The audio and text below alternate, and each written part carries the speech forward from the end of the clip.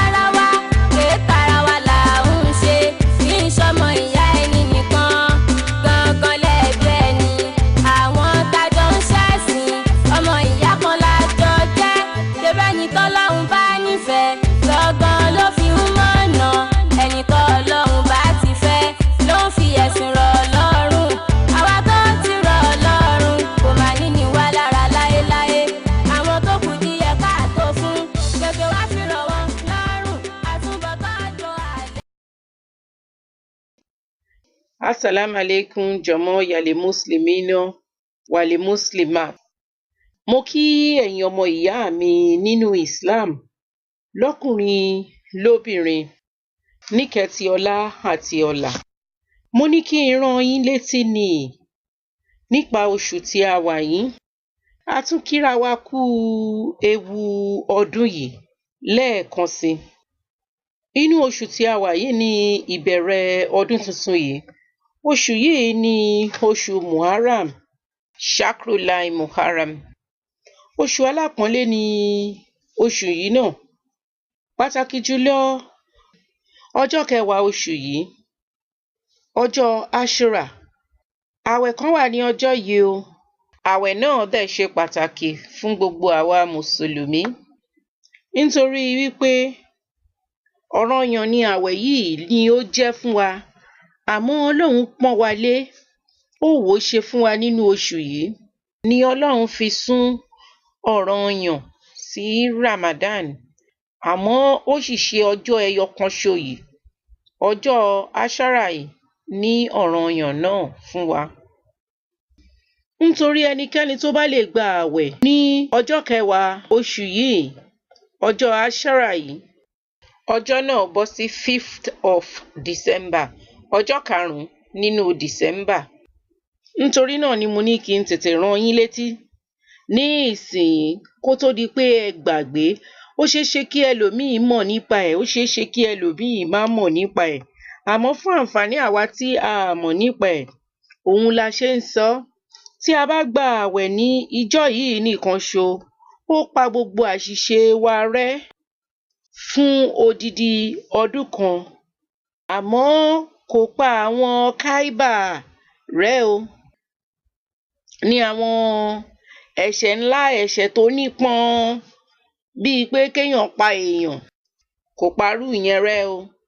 Ọlọ́run ló dẹ̀ tún mọ àwọn èyí tó tún parẹ́. Àmọ́ wọ́n nígbà tí a bá jẹ́ kí síyàmù wa kó dára, kí iṣẹ́ ọwọ́ wa dára, ó tún lè pa ọ̀pọ̀lọpọ̀ rẹ́. Inú Al-Qur'an ni Ọlọ́run ti bá wa sọ̀rọ̀ pé innal hasanati yudhhibna sayyi'at. Òun á fi iṣẹ́ rere wa pa àṣìṣe wa rẹ́. Ó ṣe dandan fún wa pé ká gba àwẹ̀ ní ọjọ́ yìí. Ẹlòmíì á ní nítorí òun ti gbàwẹ̀ nígbà Àràfà pé òun ò ní tún gba àwẹ̀ mọ́, nítorí Ànábì sallallahu alayhi wa sallam ti sọ fún wa pé àwẹ̀ ọjọ́ Àràfà yẹn ó pa àṣìṣe wa tẹ̀yìn rẹ́, ó sì tún pa àṣìṣe wa ti ọdún iwájú rẹ́. Àmọ́ nígbà tí a bá ṣe gbogbo ẹ̀ ní ọ̀nà tó tọ́ ni, tí a bá dẹ̀ jẹ́ kí síyàm wa kó dúró ní déédéé, iṣẹ́ wa kó dúró déédéé, iṣẹ́ rere wa, eléyìí ni á pa àṣìṣe náà rẹ́. Àwọn ọmọlẹ́yìn sàábì Ànábì sallallahu alayhi wa sallam kan ni wọ́n ṣe àkíyèsí pé Ibn Abbas tó bá ń travel nígbà Ramadan, ó máa ń já àwẹ̀. Àmọ́ ní ọjọ́ Ashura kò kí ń já àwẹ̀. Ni wọ́n wá fi bí léèrè pé kí ló dé tí ó fi lè máa ṣerú eléyìí. Ó ní nítorí wípé fa'idatun min ayatin ukhra. A lè tún Ramadan ṣe, àmọ́ a lè tún Ashura ṣe o. Ìjọ́ kan ṣo ni Ashura yẹn. Tí èèyàn bá ti ṣì, ó tún di ọdún tó ń bọ̀. Ọlọ́run má jẹ́ a ṣì. Ọlọ́run jẹ́ ká lè ṣeṣẹ́ wa láṣepé.